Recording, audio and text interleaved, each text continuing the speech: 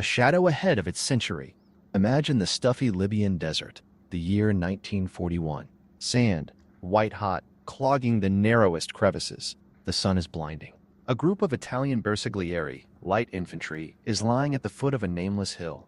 They are wearing uncomfortable woolen uniforms, and in their hands are short, almost toy-like looking carbines. This is the Carcano M38.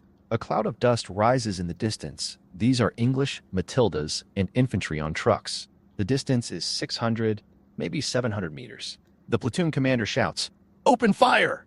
The soldiers raise their M38s. But what do they see? A simple, stick-like, fixed sight set for 200 meters. 200! The enemy is as far as the moon. They start shooting, intuitively raising the barrel, trying to guess the trajectory. The light bullets of 6.5mm caliber, which were most often in their rifles, contrary to all plans, fade in the empty space, falling short or veering off into the milky sky. The muzzle flashes are fierce, blinding the shooters themselves in the gathering dusk. The recoil punches the shoulder, despite the small caliber.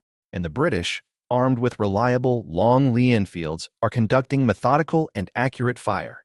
The outcome of the fight is a foregone conclusion. Why did I start with this picture? Because it is the perfect metaphor for the entire fate of the Carcano M38. It was an attempt to create the future, an attempt that was bold, daring, and in many ways brilliant. But the future came too soon, and the present was not ready for it. This is a story not so much about a rifle, but about an idea that they didn't have time to, or didn't want to understand. It is an almost assault rifle in a world that did not yet know the word assault. And today, we will look into the most hidden corners of this story, conduct a detailed analysis and economic review to understand what went wrong. Chapter 1. The Birth of the Concept. Lessons in Blood from the Ethiopian Sands. To understand the M38, you need to go back a few years, to 1935. Mussolini's Italy, thirsting to restore the glory of the Roman Empire, invades Ethiopia. It is a colonial war, cruel and asymmetric. And here, in the mountains and deserts of Africa, the Italian army confronts a shocking truth about its main weapon, the Carcano M91 rifle chambered for the 6.5 by 52mm cartridge. Soldiers returned from patrol with eyes full of bewilderment and horror. They told stories of hitting an Ethiopian warrior, the bullet seemingly going right through him, but he kept running. He didn't fall, didn't scream in pain, but with a spear or a curved knife covered the last few meters and engaged in hand-to-hand combat. The stopping power of the 6.5mm bullet was catastrophically low. The bullet was too light, too fast, too sterile. It did not transfer enough kinetic energy to the target to quickly incapacitate them. It was not a lethal blow, but more of a painful prick. The Army command was horrified. What's the problem? The rifle was accurate, reliable, with good ballistics. But the modern, for that time, pointed bullet, created for long-range shooting, turned out to be helpless in close combat, which was the norm in colonial campaigns. An urgent response was needed, and the answer was found. It was a new cartridge of 7.35mm caliber, 7.35 by 51mm. The gunsmiths did not reinvent the wheel. They took the case from the old 6.5mm cartridge and simply drilled out the neck for a new, thicker, and heavier bullet. A brilliant and simple solution. The new bullet weighed 8.5 grams and had one revolutionary feature, an aluminum core. Why? It was an attempt to solve two problems at once. First, a heavy bullet of a larger caliber was supposed to have better stopping power. A hit from such a bullet should feel like a hammer blow, not a pinprick. Second, the aluminum core shifted the bullet's center of mass towards its tail. Such a bullet in flight was prone to tumbling upon impact with soft tissue, causing horrific wounds. From a military point of view, this is exactly what is needed. Cruel? Inhumane? Certainly. But such is the logic of war. So, the cartridge was created. But what to do with the rifle? They could have just started producing new ones.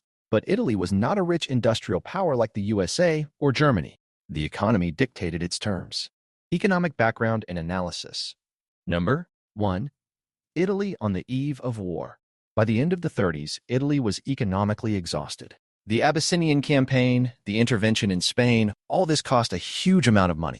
Industry, mostly concentrated in the north, was not ready for total mobilization. The level of production of steel, machine tools, and complex alloys lagged behind competitors.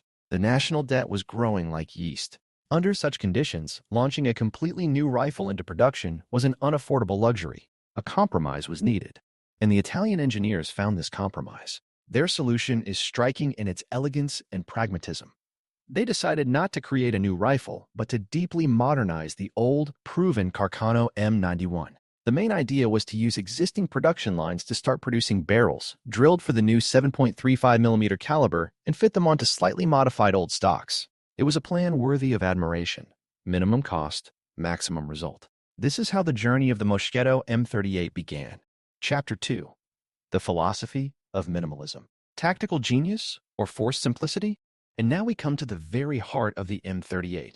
Its design is a manifesto of tactical minimalism. When you hold this carbine in your hands, you understand everything superfluous has been mercilessly cut off. The most striking and most controversial decision is the rejection of an adjustable sight. Imagine, all rifles of that time, the German Mauser 98K, the Soviet Mosin. The same Lee Enfield had complex graduated sights that allowed firing at 800, 1,000, and more meters. The M38 had only one fixed sight, set for a distance of 200 meters. Why? Is this madness? No, this is analysis.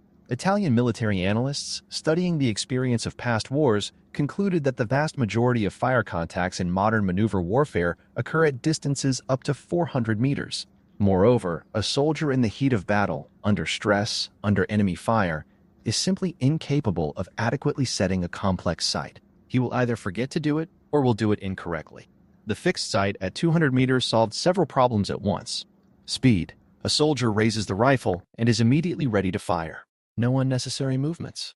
Ease of training. A recruit could be taught to handle the M38 many times faster. This is critically important in conditions of mass mobilization, when weeks, not months, are allotted for training. Reliability. The fewer moving parts, the less chance something will get clogged with dirt, sand, or rust. The M38 was like a crowbar, simple and indestructible. This philosophy foreshadowed post-war trends. Look at the American M16 or the Soviet AK-74. Their sighting devices are also maximally simplified. In fact, the Italians understood 30 years earlier that the main thing in a mass army rifle is not the super accuracy of a sniper's single shot, but high practical rate of fire and convenience in close combat. The bolt group remained from the good old M91, which, in turn, was a peculiar hybrid of Mauser and Mannlicher systems. 2 locking lugs ensured reliable barrel locking, and the safety, which had to be pulled back and turned, was a well-thought-out and safe system. This was a legacy they did not abandon. Why change what works perfectly well? Chapter 3. Ergonomics and Mobility. The birth of the assault carbine concept. If the philosophy of the M38 was minimalism, then its ergonomics was a breakthrough. In a world dominated by long, awkward infantry sticks, the M38 was short, light, and incredibly handy. Let's look at the numbers. Overall length, 920 millimeters. For comparison, the German Mauser 98K was 1,110 millimeter long. Feel the difference? Almost 20 centimeters. Weight? 3.4 kilograms. Lighter than most modern assault rifles. Who needed this? Everyone. Imagine yourself as a soldier, tanker, or truck driver. In a cramped armored vehicle or in a cab, you can't turn around with a long rifle. The M38 fit perfectly nearby. Paratrooper or mountaineer. You need to jump from a plane or climb rocks. Short and light weapons are a vital necessity. Machine gunner or mortar man. The crew of a heavy machine gun or mortar does not go in the first line during an attack, but they need a compact weapon for self-defense. The bent bolt handle allowed the weapon to be reloaded almost without lifting the stock from the shoulder.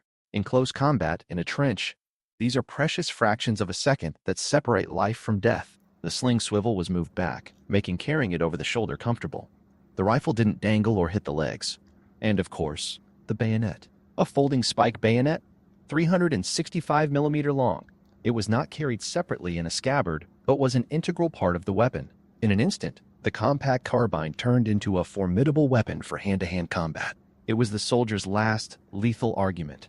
The M38 was not a shortened version of a long rifle. It was conceived from the very beginning as an independent combat unit for mobile warfare. Essentially, the Italians created a prototype of the modern carbine, the main weapon for second-echelon troops and special forces. Chapter 4. The Paradox of Fate. Evil fate and logistical collapse. And this is where the real tragedy begins. The rifle, into which so many brilliant ideas were built, collided with harsh reality. The reality of war, bureaucracy, and economic failure. The year 1940. Italy enters World War II. The plans were grandiose. To rearm the army with a new, modern rifle for a new, powerful cartridge. But what do we see in practice? In practice, chaos begins. Economic background and analysis. Number 2. Logistical nightmare. Imagine an army quartermaster somewhere in Libya or Greece. Boxes arrive at his warehouse. Some contain 6.5mm caliber cartridges for the old Carcano rifles. Others contain new 7.35mm cartridges for the new M38s. And in the third, the M38 rifles themselves. But some of them are also for the old 6.5mm caliber. Why? The industry could not cope. It turned out to be impossible to establish mass production of the new cartridge in the required volumes. The factories were not retooled. There was a lack of raw materials, like aluminum for the cores. Production capacities were loaded with other orders. The war was already on, and the army had to be armed here and now. A way out was found in the spirit of that same minimalism, but this time forced and disastrous. A fateful decision was made to continue the production of the M38, but in the old, familiar 6.5mm caliber. Can you imagine? The main advantage of the new weapon, its powerful cartridge, was gutted. Most of the M38s that reached the front were precisely for the 6.5mm cartridge. The whole point of the modernization was lost. And what about the fixed sight, the tactical find? It turned out to be a double-edged sword.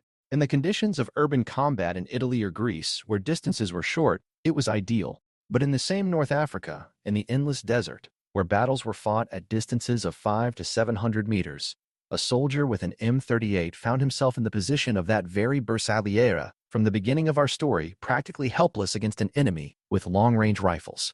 The fate of the M38 turned out to be paradoxical. Conceived as a unified and perfect model for everyone, it became a weapon that was not ideal for anyone. It became a hostage to circumstances. Chapter 5. On the firing range and in battle. A look from the inside. Let's step away from the big history and look at this rifle through the eyes of an ordinary soldier. What was it like to fight with it? Shooting the M38 was a unique experience. Recoil and flash. The short barrel, only 450mm, and light construction did their job. When firing the 7.35mm cartridge, the recoil was quite noticeable, and the muzzle flash was blinding, especially at dusk or at night. The weapon was convenient to carry, but not always convenient to shoot. Rate of fire. The 6-round magazine with clip loading was a relic of the past. The whole world was already switching to stripper clips or detachable magazines. The clip, stripper clip, was inserted from the top, and after the cartridges were used up, it fell down through an opening in the receiver. On the one hand, this allowed for quick loading of the weapon. On the other hand, the magazine protruding from the stock interfered with shooting from cover, resting on the ground or the wall of a trench. Accuracy. The grouping at 100 meters was about 20 to 22 centimeters. By the standards of the time, it was quite acceptable for a regular infantryman. This is not a sniper indicator, but it was enough to hit an enemy silhouette at that distance. But again, it all came down to the cartridge. With the 6.5mm cartridge, the ballistics were better, but the stopping power was weak. With the 7.35mm cartridge, it was the opposite. In battle, the M38 was a symbol of that very Italian war in reverse. It was the brainchild of sound tactical thought, but its implementation on the battlefield raised more questions than it answered. Soldiers appreciated it for its lightness and compactness, but cursed it for its insufficient range and power. Chapter 6. The Ghost's Legacy. The M38 and the birth of the assault rifle. So, what was the Carcano M38? An unsuccessful copy? A mistake? Or a prophet? Let's conduct a thought experiment. Remove all logistical problems from history. Imagine that Italy could have established mass production of the M38 exclusively for the 7.35mm cartridge and supply it to its entire army. What would we have gotten?